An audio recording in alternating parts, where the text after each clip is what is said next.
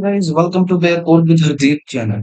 Sir आज हम C plus plus में एक सिंपल और फन गेम बनाएंगे जिसका नाम है रॉक पेपर सीजर। ये बिगिनर्स के लिए परफेक्ट है, जिसमें हम रैंडम नंबर जनरेशंस और यूजर इनपुट और कंडीशनल स्टेटमेंट का यूज करके इस गेम को डेवलप करेंगे। सर ये प्रोजेक्ट बिल्कुल सिंपल रहने वाला है और इसमें कोई भी जगह टफ कोडिंग नहीं हुई पड़ी है। बिल्कुल इजी वे से समझेंगे और इसको बनाएंगे। फिर चलिए बिना टाइम वेस्ट किए अपने इस प्रोजेक्ट को स्टार्ट कर दिया है। तो गाइस मैंने इस गेम के कोड को कुछ स्टेप में डिवाइड करा हुआ है ताकि हम इसको आसानी से समझ सकें। तो यार जो हमारा फर्स्ट स्टेप रहेगा वो होगा हेडर फाइल इंक्लूड करना। ठीक है, step first, header file include करना। ठीक है, तो अब हेडर फाइल तो देखो हम सिंपल सी बात है, जो हमारी मेन होती है आईओ स्ट्रीम। ठीक है, जो सी प्लस प्लस के लिए कंपलसरी है। बट हम क्या बना रहे हैं, एक गेम, तो इसके लिए हम कुछ स्पेशल फंक्शन का यूज करने वाले हैं जिससे हमें कि कुछ स्पेशल हेडर फाइल को भी इंक्लूड करना पड़ेगा। ठीक है, जो हमारी फर्स्ट हेडर फाइल रहेगी उसका नाम है hashtag include IO stream, hashtag include IO stream. And जो सेकंड रहेगी हैशटैग इंक्लूड, ओके, इसका नाम रहेगा एज सी, सॉरी सी स्टडी लाइव किधर है, पूरा नाम लिखना पड़ेगा। ठीक है, तो यार जो सेकंड है हमारी वो ये रहेगी। ठीक है, सी एसटीडी लाइव। और जो हमारी थर्ड रहेगी हैशटैग इंक्लूड, इसका नाम है सी टाइम, सी टाइम। ठीक है, और लास्ट में यूजिंग नेम स्पेस एसटीडी। ठीक है, तो अब जल्दी से ये अपने इस स्टेप फर्स्ट को समझ लेते हैं। जो आईओ स्ट्रीम है वो इनपुट आउटपुट ऑपरेशन के लिए है, जैसे कि सेल सी आउट।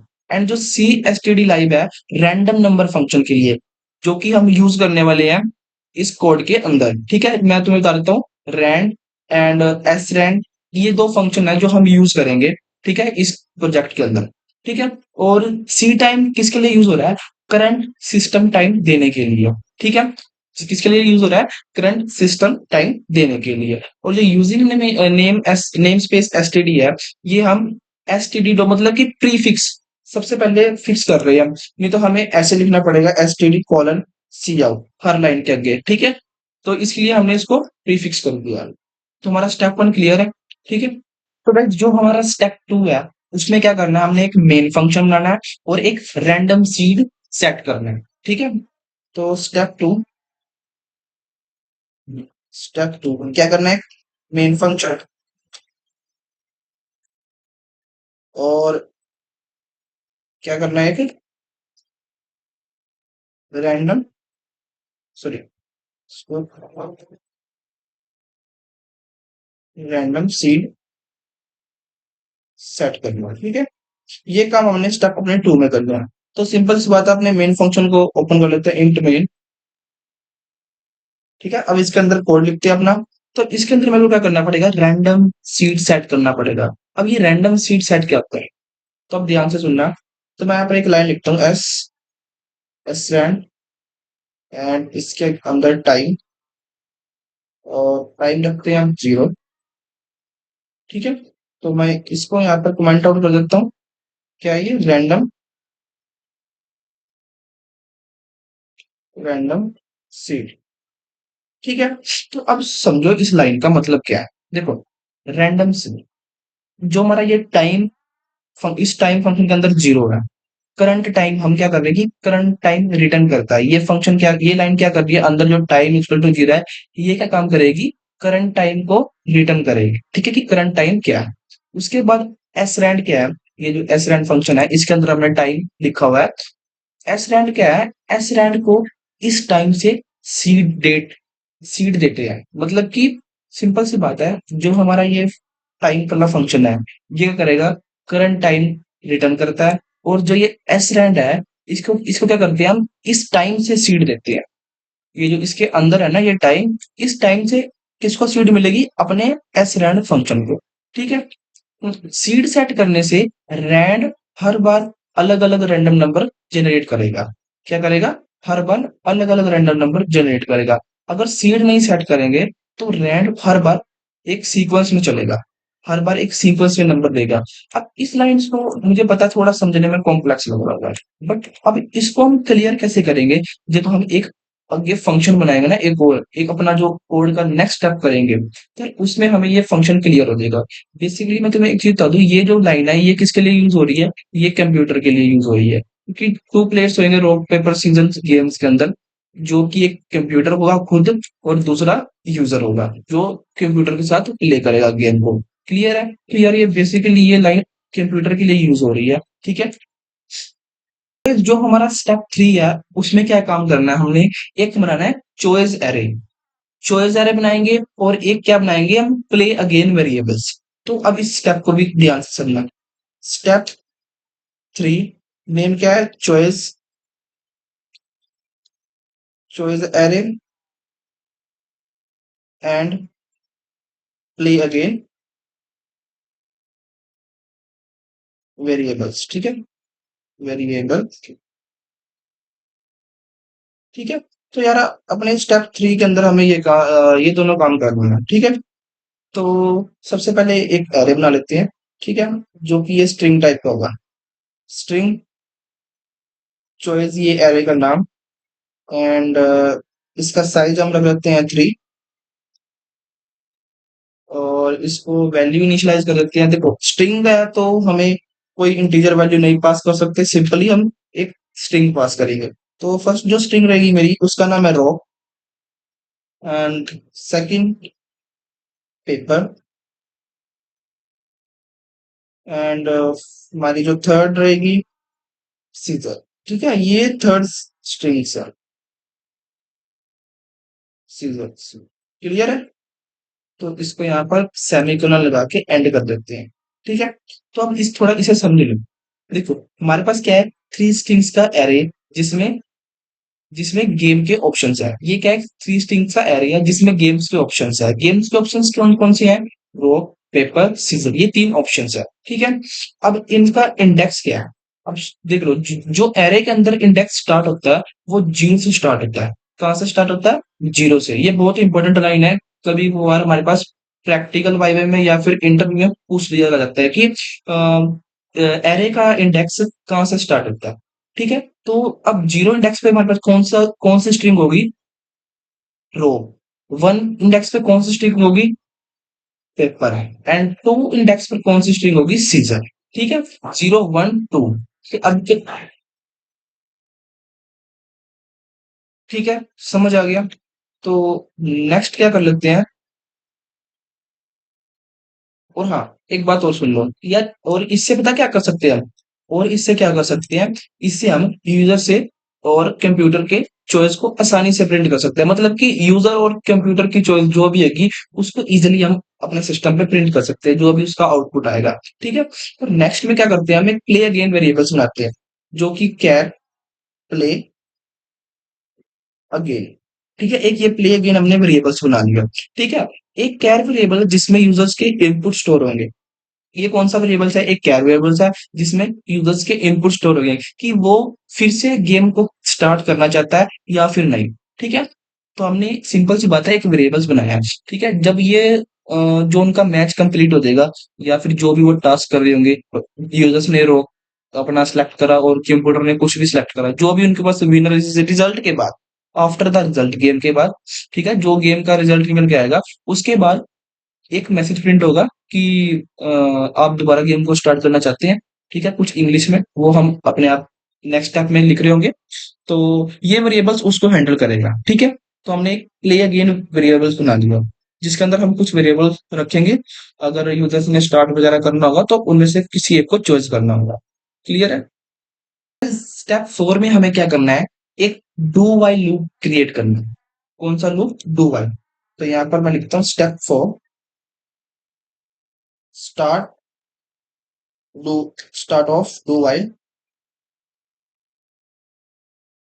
सॉरी यहाँ पर इसको ऐसे कर देते हैं बस, स्टार्ट डू वाइल लूप। ठीक है, तो ये हमारा स्टेप 4। तो यहाँ पर सिंपली डू व्हाइल लूप की कंडीशन लगाते हैं, डू, और इसके अंदर हम अपनी स्टेटमेंट लिखेंगे। अब सारा काम हमारा इस लूप के अंदर रहेगा, ठीक है। मेन फंक्शन के अंदर हमने बार कर लिया, तो अब इस लूप डू व्हाइल लूप के अंदर करना है काम। तो अब डू व्हाइल लूप का मतलब क्यों है, अब डू व्हाइल लूप ही क्यों यूज करा हमने। डू व्हाइल लूप का मतलब है गेम कम से कम एक बार तो चलेगा ही चलेगा, चाहे गेम, अगर यूजर चाहे हारे या फिर जीते, बट गेम तो एक बार ही चलेगा ही चलेगा, ठीक है। क्लियर है, डू व्हाइल लूप क्यों यूज कर रहे हैं, गेम को कम से कम एक बार चलना ही पड़ेगा, ठीक है। जैसे ही लूप चलेगा, जब अब ये लूप कब चलेगा, अभी अभी ये भी सोचने वाली बात है कि लूप कब चलेगा। अब इस वाइल की कंडीशंस के अंदर हमें ना एक कंडीशन रखनी पड़ेगी, ठीक है। तो वो कंडीशन हम बाद में रखेंगे, सबसे पहले अपने डू वाइल का काम कर लेते हैं, ठीक है। उसके बाद हम कंडीशन रख लेंगे, जिससे हमें समझना इजी रहेगा डू वाइल लूप की कंडीशंस। तो बस इतना ध्यान रखना कि डू वाइल लूप हम इसलिए यूज कर रहे हैं कि गेम, अपनी गेम को कम से कम एक बार तो स्टार्ट करना ही करना है, ठीक है। तो अभी इसके अंदर क्या करना पड़ेगा, मैं इंट कंप्यूटर कंप्यूटर चॉइस। तो यार आपको एक मैंने वेरिएबल्स बनाया कि इंट कंप्यूटर चॉइस, और अपने जो है रैंड फंक्शन को, इसको मॉड्यूल कर दिया मैंने, मॉड्यूल 3, ठीक है। तो यहाँ पर मैं तुम्हें बताता हूँ किस लिए, यहाँ पर एक कमेंट कर देता हूँ जैसे तुम्हें हल्का सा हिंट मिल जाएगा। बाकी मैं इसे एक्सप्लेन करता हूँ अभी। 0, सॉरी, 0, 1 एंड 2। तो अब समझते हैं इस लाइन का मतलब क्या है। देखो, रैंड फंक्शन एक बड़ा रैंडम नंबर देता है, ठीक है। अब ये फंक्शन क्या काम करेगा, एक बड़ा रैंडम नंबर देगा, ठीक है। मॉड्यूल 3 से हम 0 1 2 के बीच में नंबर लिमिट कर देते हैं, ठीक है। दोबारा समझो, ये रैंड रैंड फंक्शन क्या काम करेगा, एक बड़ा नंबर देगा, ठीक है। और हम ये मॉड्यूल थ्री क्या करेगा, इससे हम क्या करेंगे, 0 1 2 के बीच में नंबर लिमिट कर देते हैं, नंबर लिमिट, ठीक है। ये नंबर कंप्यूटर को चॉइस रिप्रेजेंट करता है, ठीक है। ये कंप्यूटर मतलब कि ये जो सारी लाइन लिख रहे हैं ना, ये हम कंप्यूटर के लिए लिख रहे हैं, ठीक है। क्योंकि एक तो यूजर्स होगा खेलने वाला, ठीक है, और दूसरा कौन सा होगा, कंप्यूटर, ठीक है। तो हमें अब कंप्यूटर को बताना पड़ेगा कैसे काम करना है आपने, ठीक है, आपने कैसे चॉइस लेनी है। मतलब कि सिंपल सी बात है कि कंप्यूटर को अगर अपनी चॉइस करनी पड़ेगी ना, तो सिर्फ 0 1 2 3 से 0 1 2 में ही करनी पड़ेगी। 0 1 2 से कोई भी ज्यादा नहीं जा सकता ऊपर, ना 3 ले सकता ना 4 ले सकता, बिकॉज हमारे पास जो एरे का साइज है वो कितना है, 3, ठीक है। और हमारे पास चॉइस भी 3 है, rock paper scissor. So simple सी बात है कि कंप्यूटर को इन्हीं में से किसी एक को सिलेक्ट करना होगा, बट वो हर बार ही करेगा क्या, अलग अलग सिलेक्ट करता रहेगा, अलग अलग किसकी यूजिंग, किस फंक्शन के थ्रू, रैंड फंक्शन के, ठीक है। तो ये था हमारा स्टेप 4।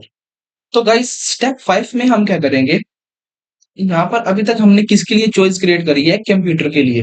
अब एक हमें वेरिएबल्स और बनाना पड़ेगा, जिसका नाम है यूजर चॉइस, ठीक है। इंट यूजर चॉइस, क्लियर है। इंट हमने यूजर चॉइस, ये वेरिएबल्स किसके लिए बनाया हमने, यूजर्स के लिए, ठीक है। तो अब एक और क्या करना पड़ेगा, हमने यूजर से चॉइस तो, वेरिएबल्स तो बना लिया, बट अब क्या करना पड़ेगा, इनपुट भी लेना पड़ेगा यूजर से। क्या लेना पड़ेगा, इनपुट। तो इनपुट लेने के लिए हम सिंपल सी कुछ लाइन स्टेटमेंट्स लिखेंगे। सी आउट, फर्स्ट जो हमारी रहेगी raw, raw, and second is a paper, third is a seizure, ठीक है, सीजर्स ये।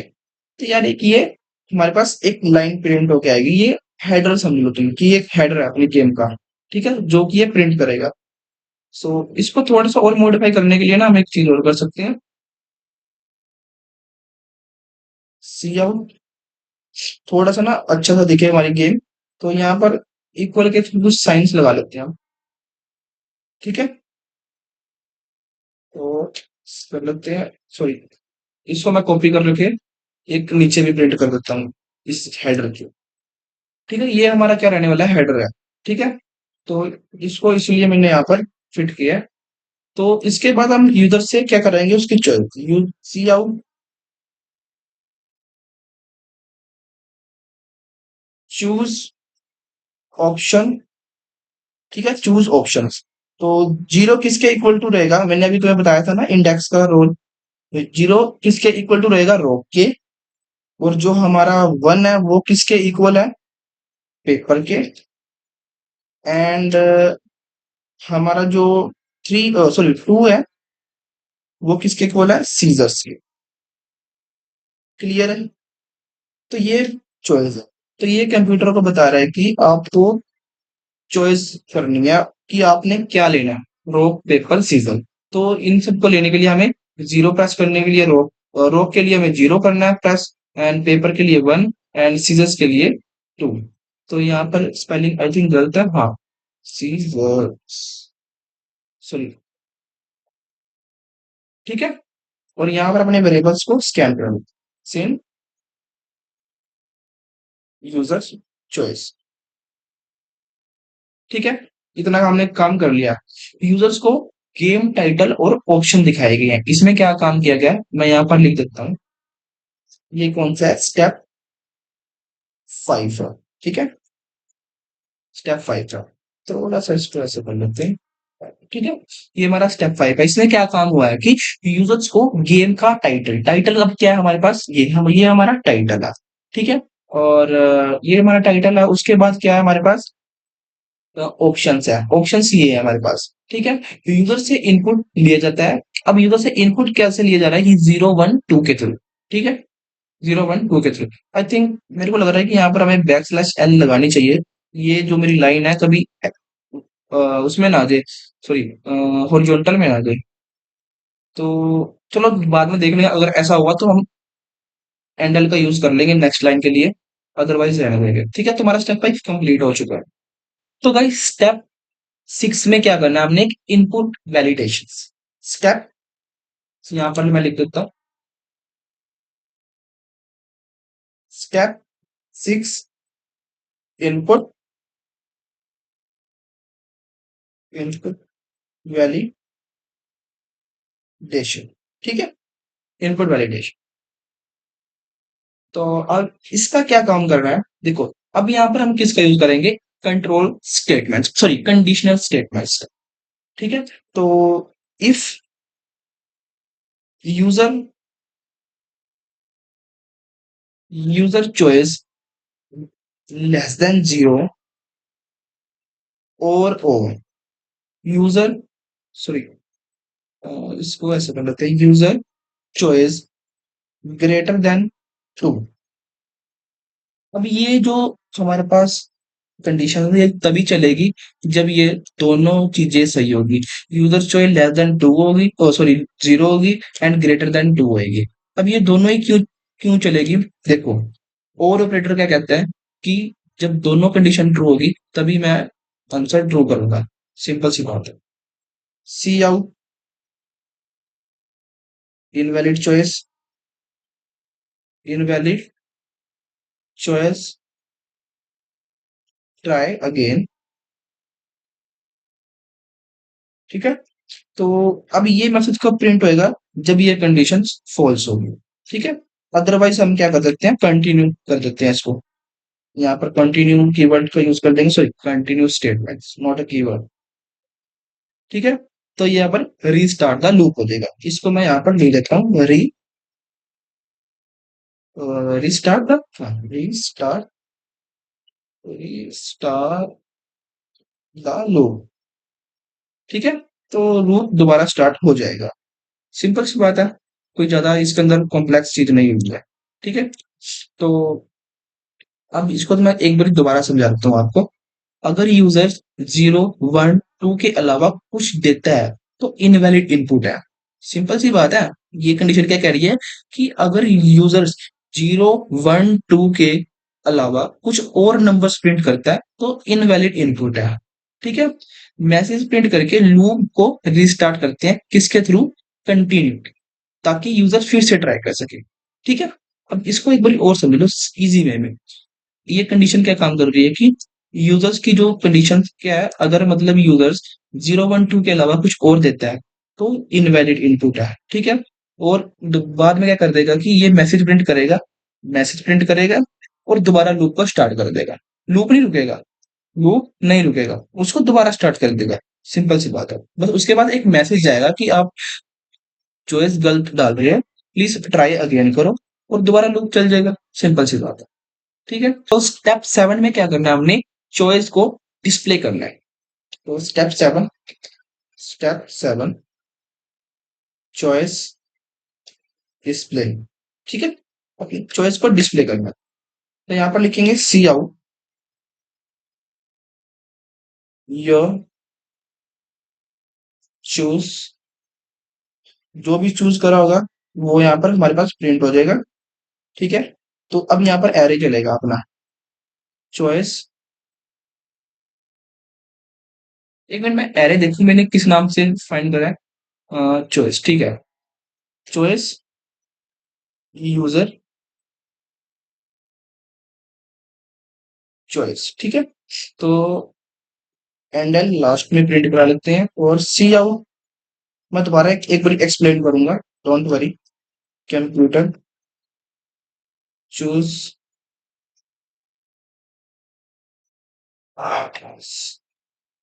Choice, computer choice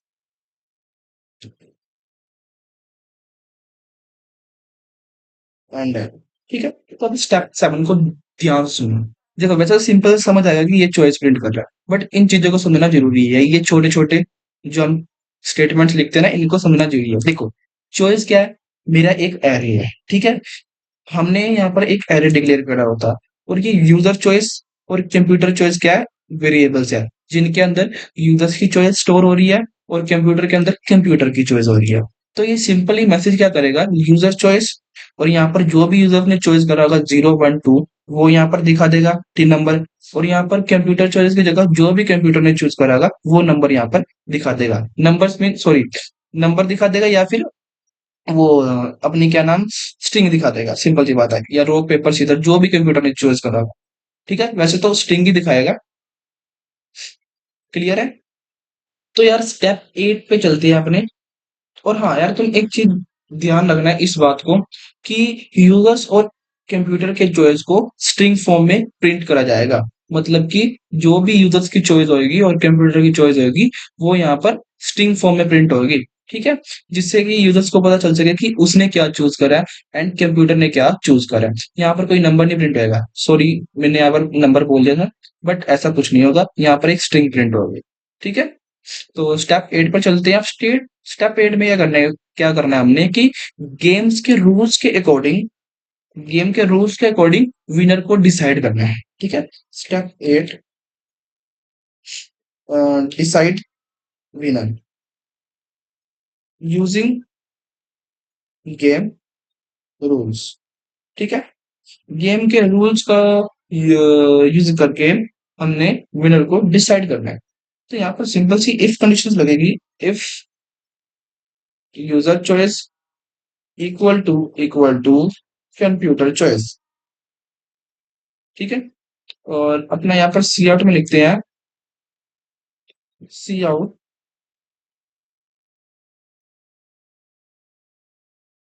it is tie, ठीक है। तो सिंपल सी बात है, समझ आ गई होगी ये लाइन किस लिए यूज हो रही है। कि अगर यूजर्स और कंप्यूटर की चॉइस सेम हुई तो क्या होगा, मैच टाई हो जाएगा। और एल्स इफ में लिख लेते हैं अपनी conditions. Else if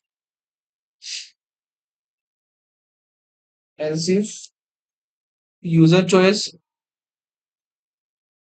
equal to 0, अगर यूजर की चॉइस इक्वल टू किसके 0 है, एंड हम यहाँ पर एंड ऑपरेटर का यूज कर रहे हैं। कंप्यूटर चॉइस इक्वल टू 2, ठीक है। और एक और लाइन दोबारा लिख लेते हैं, इसको यहाँ से कॉपी करते हैं और पेस्ट कर लेते हैं, ठीक है। और यहाँ पर फर्स्ट में क्या है कि यूजर की चॉइस जीरो एंड कंप्यूटर की चॉइस टू। और सेकंड में यूजर्स की चॉइस वन और यहाँ पर कंप्यूटर की चॉइस जीरो। ठीक है। और थर्ड में टू एंड यहाँ पर वन। ओके। और सी आउट करा लेते हैं हम यहाँ पर। सी आउट करवाते हैं यू विन। Cout. तो विनर सिंपल सी बात है, विनर तो एल्स वाले पार्ट में से फाइंड किया जाएगा, ये एलसी एलसी वाले पार्ट में से। ठीक है। विनर तो यहीं से निकलेगा और कहीं से नहीं निकलेगा। विनर विनर इस वाले पार्ट में से निकलेगा। क्योंकि देखो जो हमारी इफ वाली कंडीशन है, ये तो सिंपल सा आप बोल रही है कि अगर मैच ऐसा हुआ कि दोनों की चॉइस सेम हुई तो मैच को टाई हो जाएगा। और एल्स इफ वाली बता रही है कि रूल्स ये हैं। ठीक है। तो अगर मैच टाई नहीं होता तो इन रूल्स के मुताबिक विनर डिसाइड किया जाए। सिंपल सी बात है। तो अब इसको थोड़ा दोबारा समझ लो। देखो रो रो इक्वल टू हमने किसे रखा है जीरो। Beat scissor to. अब मैं दोबारा समझा रहा हूँ कि row zero beats scissors and paper one. Second line को बोल रहा हूं मैं, paper one beats row and scissor two beats paper. ठीक है। अगर यूजर्स ने कंप्यूटर को हराया तो यूजर्स जीत जाएगा। ठीक है। तो यहाँ पर सिंपल सी बात है, हमने जीरो पे क्या रखा हुआ है। जीरो के लिए रॉक के लिए एक जीरो है, पेपर के लिए वन है एंड सीजर के लिए टू है। बस उन्हीं कंडीशंस को हमने यहाँ पर फॉर्म किया है कि यूजर्स की चॉइस अगर जीरो यानी कि रॉक है और कंप्यूटर की चॉइस टू यानी कि टू पे क्या है हमारे पास सीजर है। ठीक है। और सेकंड में क्या हो रहा है कि यूजर की चॉइस पेपर एंड कंप्यूटर की चॉइस रॉक। एंड थर्ड में क्या हो रहा है कि यूजर्स की चॉइस सीजर्स एंड सीजर्स और यहाँ पर कंप्यूटर की चॉइस पेपर है। सिंपल सी बात। ठीक है। और यहाँ पर एल्स में लिख सकते हैं एल्स सी आउट कंप्यूटर विन। ठीक है।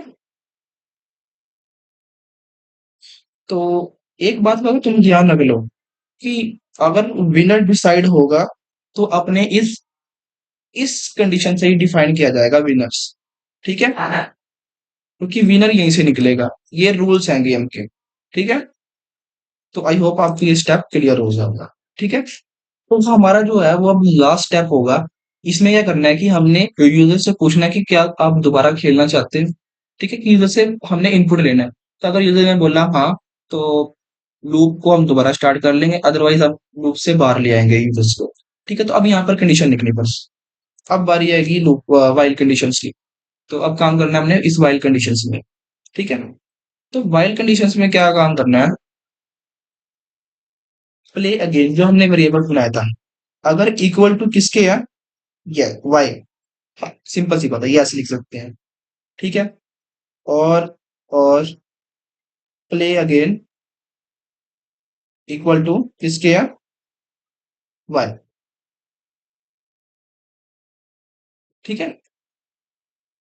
जब तक यूजर्स वाई या फिर वाई इनपुट करेगा लूप चलती रहेगी। ठीक है। जब तक यूजर्स या तो यस या फिर वाई प्रिंट करेगा तब तक हाँ इनपुट करेगा तो क्या होगा, लूप चलती रहेगी। जैसे ही यूजर्स एन या कोई और इनपुट देगा लूप टर्मिनेट हो जाएगी। मतलब कि सिंपल सी बात है, जब तक यूजर्स क्या करेगा, यस यस बोलता रहेगा कि हाँ हाँ हाँ मुझे दोबारा स्टार्ट करना है, तो लूप हमारा चलता रहेगा। जैसे ही यूजर्स कुछ और प्रिंट कर देगा। ठीक है।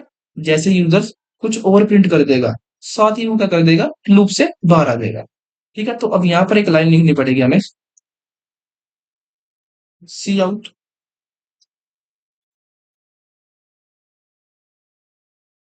Play again. ये हम उससे पूछ रहे हैं, प्ले अगेन। ठीक है। तो प्ले अगेन के लिए हमने एक कंडीशन रख दी है, यस टाइप यस एंड या फिर नो। इन दोनों में से किसी एक को आपको चूज करना पड़ेगा। ठीक है। और यहाँ पर अपने सेम प्ले अगेन वेरिएबल्स को स्कैन करवा देते हैं। ठीक है। तो यहाँ पर हमारा काम हो चुका है, बस एक लास्ट मैसेज प्रिंट करवाना है यहाँ पर सेमीकोलन। ठीक है। तो अब जो लास्ट मैसेज हमारा प्रिंट रहेगा, ठीक है, तो यहाँ पर अपना लास्ट मैसेज कहते हैं see out, thanks for playing bye. Okay, यार अपने एक मैसेज प्रिंट करवा दिया, एंडल और रिटर्न जीरो। क्लियर है? ठीक है। तो मैं तुम्हें एक और चीज बता दूं कि हम विनर कैसे डिसाइड कर रहे हैं। देखो, अगर ये सारी कंडीशन ट्रू हुई, ये सारी कंडीशन ट्रू हुई, तो विनर कौन होएगा? यूजर्स। अगर ये सारी कंडीशन ऐसा ना हुई, दैट मीन्स फॉल्स हुई, तो कंप्यूटर विनर हो जाएगा। सिंपल सी बात है। ठीक है। और ये क्या काम कर रहा है, हमने कंडीशन किस लिए लगाई है कि जब तक यूजर्स यस या फिर वाई इनपुट करता रहेगा, लूप चलती रहेगी। जब यूजर्स या फिर नो या फिर कोई और इनपुट देगा, तो लूप टर्मिनेट हो जाएगी। ठीक है। और ये तो तुम्हें पता है कि गेम खत्म होने पर एक थैंक्स मैसेज दिखाते हैं, प्रोग्राम रिटर्न जीरो करता है, जो बताता है कि प्रोग्राम सक्सेसफुल एंड हुआ। क्लियर है? तो यार अपना जो गेम है वो एकदम रेडी हो चुका है। बस अब इसको रन करने की तैयारी करते हैं। तो चेक कर लेते हैं, अगर कोई एरर वगैरह है तो उसको साथ के साथ सही कर लेते हैं। तो सेव करते हैं इसको। तो गाइस जो मेरा ये कोड है ऑलमोस्ट ठीक है, बट यहाँ पर मैं कुछ चीजें मिस कर चुका हूँ। क्या कर चुका हूँ? एक यहाँ पर और ऑपरेटर लगाना, और एक नेक्स्ट लाइन में भी और। ठीक है। यार अब क्यों और लगा रहा हूं?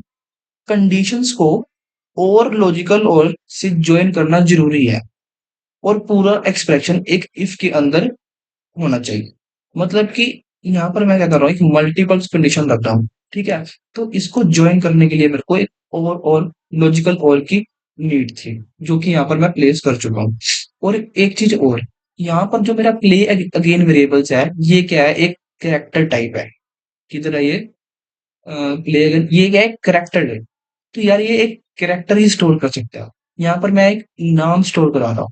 सो ये गलत है। ठीक है। तो अगर मैं इनपुट पूरा नेम भी डालूंगा ना, तो मेरे पास एरर आ सकता है। तो यहाँ पर सिंपल से हम एक वाई रख लेते हैं। ठीक है। वाई। ठीक है। क्लियर है?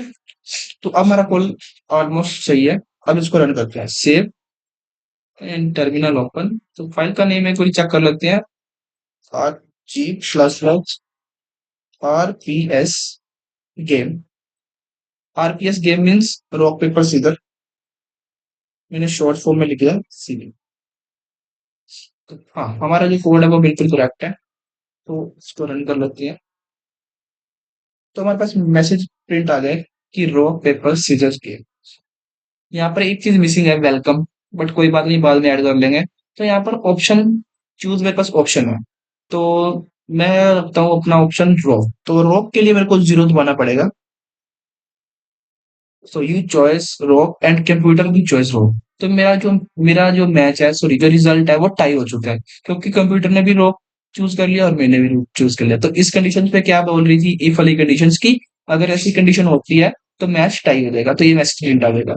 तो अब मेरे से पूछ रहा है ये लास्ट में कि आपने प्ले अगेन करना है। अगर मैं वाई एंटर कर दूंगा ना, तो मेरे पास क्या आ जाएगा, दोबारा लूप चल जाएगा। तो सिंपल सी मेरे को मना नहीं, अभी नहीं स्टार्ट करनी। तो मैं एन प्रिंट करता हूँ, थैंक्स फॉर प्लेइंग बाय। ठीक है। तो मेरे पास ये मैसेज प्रिंट होके आ गया। अगर मैं एंड की जगह कुछ और भी प्रिंट करता, तो भी ये लूप से आउट हो जाता। तो यहाँ पर एक मैसेज प्रिंट करवा लेते हैं। किधर गया हमारा? यहाँ पर welcome to rock paper scissor game. ठीक है। तो अब ठीक है, जरा इसको सेव करके दोबारा रन करते हैं। यहाँ पर सॉरी, मेरी फाइल का नाम यहाँ पर बैक स्लैश गलत आ गया। हाँ, अब ठीक है। तो योर चॉइस इज, सो हमारी इस पर ही चॉइस रहेगी टू, यानी कि सीजर। तो ओह शिट, इस बारी जो विनर है वो कंप्यूटर है। हमने चॉइस कर लिया सीजर एंड कंप्यूटर ने चॉइस करा रो। तो दोबारा यस, हमें स्टार्ट करनी है इस गेम को, तो स्टार्ट के लिए वाई। तो दोबारा चॉइस करने के लिए हमें क्या करना पड़ेगा, इस बार हम लेते हैं पेपर। पेपर के लिए 1। ओके, तो इस बारी हम विन हो चुके हैं। इस बारी हम विनर हैं। कंप्यूटर ने चॉइस करा रो एंड हमने करा पेपर। तो लास्ट बारी एक बारी और खेल के इसको एंड करते हैं।